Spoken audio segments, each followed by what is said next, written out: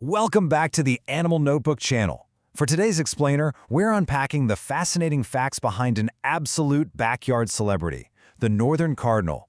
We're calling this deep dive Northern Cardinal Capturing the Crimson. Now, if you've ever looked out your window on a dreary, snowy day and caught this striking, almost electric flash of red darting through the bare branches, well, you know exactly the bird we're talking about. But honestly, there is so much more to this species than just a pretty pop of color. Today we're going to dig into the science, the behavior, and the surprisingly dramatic secret life of one of North America's most iconic songbirds. Okay, so here's our agenda for today. We're going to start with the iconic crimson look, then look at their habitat and diet, get into some territorial battles and behavior, check out romance and reproduction, and finally wrap it all up with some rapid-fire Northern Cardinal FAQs. Let's just jump right in. Section 1. The iconic crimson look. Understanding their famous appearance. Let's see what makes these guys so instantly recognizable. Right off the bat, notice this amazing visual contrast. The male on the right is world famous for that brilliant, unmistakable red plumage and that sharp black face mask. He's basically using that bright color as a giant billboard to signal his health and fitness to potential mates. But the female? She relies on these gorgeous, softer brown and olive tones with just a few subtle reddish accents on her wings and crest. She's a master of camouflage, which is absolutely vital for staying hidden from predators while she's sitting on her nest. And that contrast perfectly illustrates a biological concept called sexual dimorphism. Basically, it's just the distinct difference in size or appearance between the sexes of an animal. It explains exactly why the males and females of this exact same species look so radically different to us. In the bird world, the guys are often these flashy showmen, while the ladies are the absolute masters of stealth. But looking past just their color, check out that beak. It's this incredibly strong, thick, orange-red conical bill. That shape is no accident. It's literally the perfect nutcracker, evolved specifically for crushing open hard seeds. And right on top of their head, both the males and the females sport this prominent, pointed crest of feathers. It kind of acts like a mood ring. You know, they can raise it straight up when they're super alert or excited, and then just flatten it right back down when they're relaxed. Moving on to Section 2, Habitat and Diet. Let's see how they thrive right in your backyard. As you can see by the shaded area on this map, their geographic range is absolutely massive. It covers a huge chunk of the eastern and central U.S., stretches way up into southeastern Canada, and reaches down into Mexico. And what's really wild is that this range has actually been expanding further north over time. A big reason for that? Warmer climates, and honestly, us humans putting out backyard bird feeders. They've happily adapted to woodland edges, thickets, and, lucky for us, our residential suburban gardens. They really are a species that thrives living right alongside us. So what exactly keeps them coming back to our yards? Well, they're primarily granivorous, which is just a fancy way of saying they love seeds. If you want to invite them over, you absolutely have to stock your feeders with their favorites, sunflower and safflower seeds. They'll also forage for wild fruits like mulberries and dogwood berries, but here's the kicker. They are actually omnivores.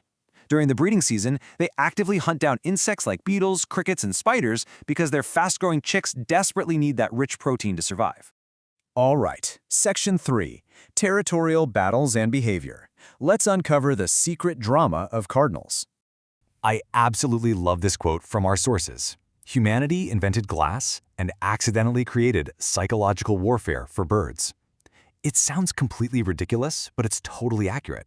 See, male northern cardinals are fiercely territorial, especially in the spring.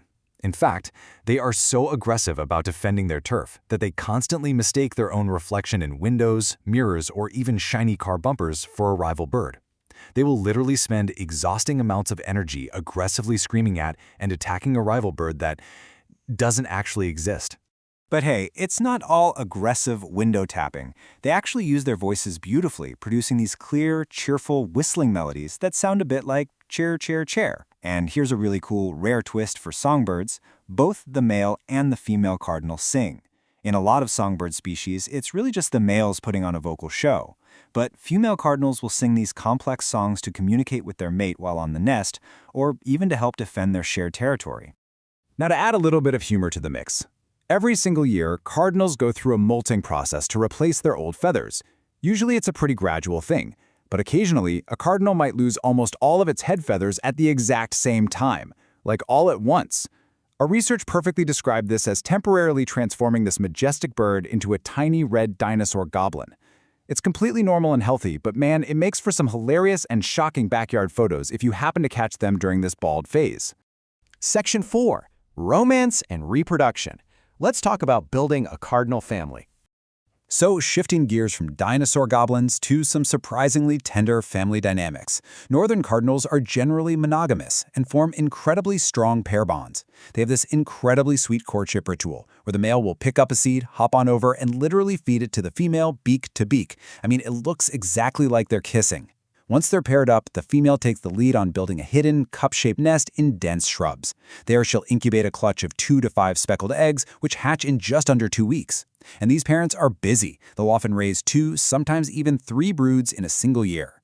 Their backyard charm, constant presence, and beautiful songs are so universally loved that a whopping 7 different U.S. states independently chose this exact bird to be their official state bird. We're talking Illinois, Indiana, Kentucky, North Carolina, Ohio, Virginia, and West Virginia. As one of our sources jokingly put it, multiple states just looked at the species and said, "Yep, the redbird. We'll take that one." Finally, Section 5, Northern Cardinal FAQs. Let's hit some rapid-fire facts. To perfectly wrap up today's explainer, we've pulled together the top 4 questions people always ask about these birds. Starting with number 1, why are they actually called cardinals? Have you ever wondered where that name comes from? Well, it turns out it's actually a historical religious reference. The incredibly vivid red plumage of the males reminded early European settlers of the distinctive red robes and caps worn by the cardinals of the Catholic Church. And because of this quirky historical naming, a group of northern cardinals is actually, comically enough, referred to by birders as a Vatican or a conclave. How great is that? Moving on to question 2. Do northern cardinals migrate during the winter? This is a big one. People are always asking if these guys fly south for the freezing winter months, like so many other songbirds do. The answer is a definitive no. They are totally non-migratory. They establish their territory, and they stay right there year-round, braving the freezing cold right alongside us. And because they don't leave, and because that brilliant crimson red pops so beautifully against the stark white snow, nature has essentially given us the perfect year-round Christmas card mascot right in our own backyards. Okay, FAQ number 3. Why is a cardinal constantly attacking my window? You know the sound, that constant, irritating tapping noise at your living room window every single spring. We definitely touched on this earlier, but it is such a common headache for homeowners that it bears repeating. The males are highly territorial during breeding season, and frankly, they just don't understand how glass works. They see a vibrant red bird staring back at them in your window, assume it's a rival male trying to steal their territory, and fiercely try to drive it away. If it gets annoying, just pop a screen or a decal on the outside of the window. It breaks the reflection and saves the poor bird a massive headache. And for our 4th and final FAQ of this explainer, how long do northern cardinals live in the wild? How many years do we actually get to enjoy these beautiful creatures? In the wild, the average lifespan of a northern cardinal is about 3 to 5 years, largely because they face high predation from hawks, outdoor cats, and other environmental hazards. But when the conditions are right, they can live much, much longer.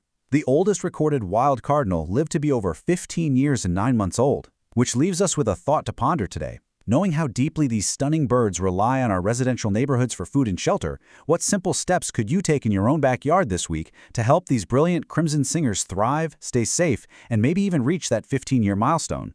Thank you so much for joining me for this Animal Notebook Explainer, and I hope you look at the next flash of red in your garden with a whole new level of appreciation.